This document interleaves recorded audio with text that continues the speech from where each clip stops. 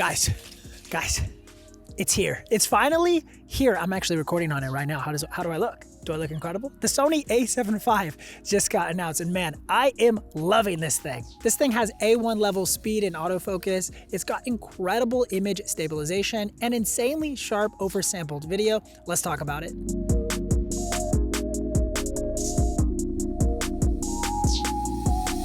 Now, the design of the A7V has been improved in a few ways, starting with we now finally have the nice 4-axis articulating flip screen that's like a transformer. I absolutely love this thing, and ever since it got released, I believe first it was on the A7R5 or the A9 III, and then the A1 Mark II got it, so it's kind of now the new flagship level screen, and at this point, I feel like if they have a new camera release that doesn't include this 4-axis tilt screen, it's going to be a letdown. It also features an improved grip, so it's going to be a little bit more enhanced than what the A7 IV was. It's more in line with the A7R5 body style and grip, which is a nice improvement. The battery life performance has improved 23% over the A7 IV, so you're going to get some better battery performance out of this camera. There are 2 card slots on this camera. So the top one is a CF Express Type A slot and SD card slot, and then the second one is just SD UHS 2. So 2 card slots, but they're not both CF Express Type A. You do get a full-size HDMI with this camera, which is great for streaming or monitoring your camera feed. And an interesting change that I was not expecting was you do get 2 USB-C ports on this camera, and they got rid of the multi-port that was a micro USB.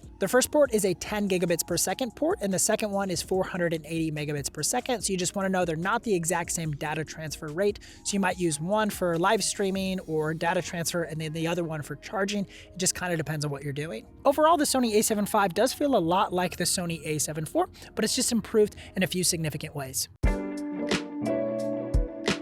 Now let's talk about the A7V sensor, which a lot of people thought they were going to put the exact same A7 IV sensor in the A7V. Well, all of those rumors were completely incorrect. This is a brand new 33 megapixel sensor, and we get a new Bionz XR2 processor, making this the first Sony A7 series camera that kind of feels like a mini flagship. It truly does, in a lot of ways, seem like the A1 Mark II, but just like a little baby brother of the A1 II. Now, the sensor is a partially stacked sensor, which is going to create better readout speeds and less rolling shutter, especially as you compare it to the Sony A7 IV that this camera is replacing.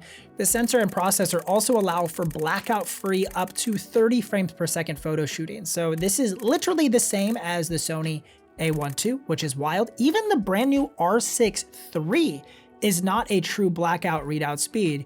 You're usually about a frame or so behind when you're shooting at the highest frame rates. And with the A7 IV, you literally are seeing the real-time preview because it's blackout free. So having this brand new sensor and processor combined in the A7V really makes this camera feel like a pro level top tier camera and not just like an entry level full frame camera.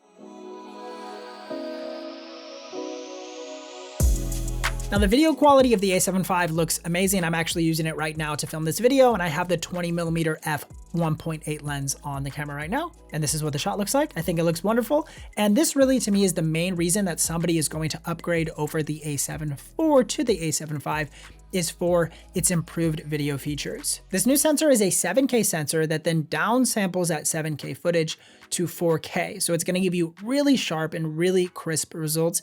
If you're an A7 IV shooter, you kind of know there's a bit of a cult following behind shooting with the A7 IV, or even now the FX2, which has that same sensor. You get that really sharp and crispy look because it's that oversampled 7K image, which makes 4K video look so sharp and crispy. So with that, we're finally able to shoot in 4K at 60 frames per second in full frame mode. So there's no crop at 4K 60 with the A7V, but it also can shoot in 4K at 120 frames per second in Super 35 mode. So you will get the crop at 120 if you need ultra high frame rates for slow motion B-roll, whatever it is you're shooting. It will bump down to the Super 35 mode, but even still, that footage looks incredible. That 7K sensor does a great job of retaining high quality video performance even at 4K 120 in the crop mode. This camera has a variety of different codecs you can choose from, but the highest would be XAVC SI 10-bit 422 at 600 megabits per second.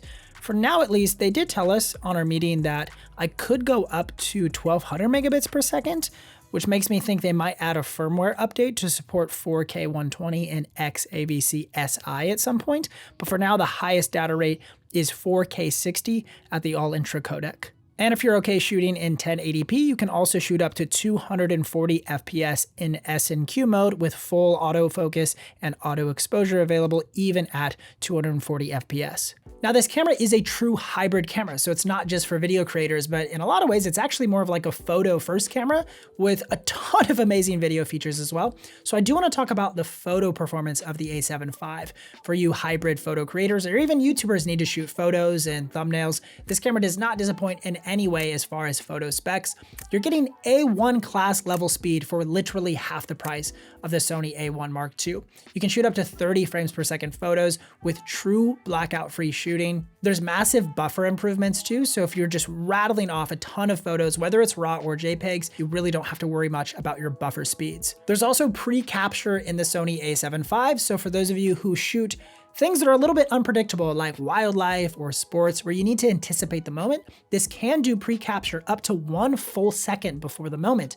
And there's even some customization you can do if you want a little bit less than 1 second, you want like 3/4 of a second before buffer time, then you can select those ranges and you can select the speed that you're shooting for that pre-capture. So something on like the new Canon R6 III, it maxes out at a half second pre-capture, and then you're locked in at 40 frames per second speed.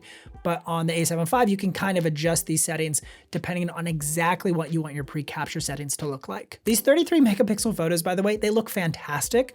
And it's enough resolution where you can do some pretty significant cropping and still retain quite a bit of detail, but not as much if you were using something like the A1 II with those 50 megapixels. It's a ton of resolution to work with, but 33 megapixels really does get the job done for most people. Across the board, the autofocus for this camera is improved in practically every way. You get real-time AF recognition and better subject detection too for like humans, animals, birds, cars, all of the things it can do with this camera. Overall, taking photos with the A7V just felt very similar to taking photos with the A7 IV, but everything just was done a little bit better and a little bit smoother. Now, in terms of image stabilization, they actually updated a few features in this camera. The first thing they added was that dynamic active stabilization mode that we've seen in a couple other cameras. Look at how buttery smooth this thing is. I'm just literally on a GorillaPod, just walking around, not even really trying to stabilize my walk or anything. And this thing looks so smooth. I think technically it's 7.5 stops of stabilization in the center of the frame and then about 6.5 stops towards the edges. I don't really understand why it's different from the middle than it is the edges, but that's just what they told me. They also have this brand new, they call it like a pixel by pixel motion analysis algorithm. Man, that's hard to say. It's basically an algorithm that will analyze all of the pixels of the frame before it starts to stabilize. And all this is really going to translate to is just giving you really smooth handheld footage. If you decide that you do not want to put your camera on a gimbal and you want to just be handheld, you can get some seriously smooth results out of the A7V. I did want to do an overheating test with the A7V just to see if it overheated. Now, right now I'm almost, as you can see, almost 5 hours into this test, and I'm shooting in 4K at 24 frames per second at XAVC HS codec. And then I have USB-C power running into the camera as well, so it's generating probably even more heat than it normally would. But at almost 5 hours, there's no indication, the camera is really not even that hot, so there's really no indication that this thing is gonna overheat in most moderate situations. I unfortunately did not have time to test this 10 different ways, but from what I can tell, this camera is not gonna be one that struggles with overheating too much. Now, we all know that low light performance out of Sony cameras have always been really good, and this camera does not disappoint as well. All of the low light testing I did with this camera looked great. And I was actually searching for, is there a dual base ISO with this camera? Because Sony said, like, they secretly were like, we're not saying there's dual base ISO. We're not even announcing that's the case. But if you find anything in your testing, let me know. Well, what I found in my testing is when shooting in Sony's S-Log3 profile, obviously 800 is going to be the base, and you can see that just very clearly on screen. It tells you it's the base ISO. But as you increase up to 6400 ISO, you are going to start to introduce quite a bit of noise into your image. So I was wondering, is there a dual base? And then I bumped up to 8000 ISO. And then as you can see with these results, it literally looks like the camera just completely cleans up at 8,000, and results at 10,000, 12,800, even 20,000 or higher are honestly pretty clean in terms of noise. So even though Sony isn't formally announcing there's dual base ISO on this camera, I would suggest that something's happening around 8000 ISO. And if it's not a base ISO setting, they're doing something with their AI processing and algorithms to clean up the image at around 8000 ISO. So if I had to say dual base, it'd be 800 and 8000 in the Sony A7V. Alrighty, so what is missing from this camera? I already know that like 20% of my comment section here is gonna be the camera gurus and the pixel peepers and the resolution peepers going, what? It's a 7K sensor, but it can't shoot more than 4K video. There's no open gate, there's no internal RAW recording. All right, listen, Rick, just take a breath with me for a second. Hit backspace on that keyboard. I know you're typing that furious comment right now. Just take a breath with me. Sony is very aware of the features they did not include in this camera, and for whatever reason they're deciding it's not really worth it to them to add those kinds of features. I think for most content creators, you don't necessarily need open gate, 7K video, internal RAW recording. It'd be awesome to have some of those features, especially open gate. That's the one thing I wish this camera did have. My guess is they're gonna put it in some sort of FX3 body in the near future, but who knows how long that's gonna take. At the end of the day with the A7V, I think Sony is targeting broad content creators who have needs for a mix of photo and video production work.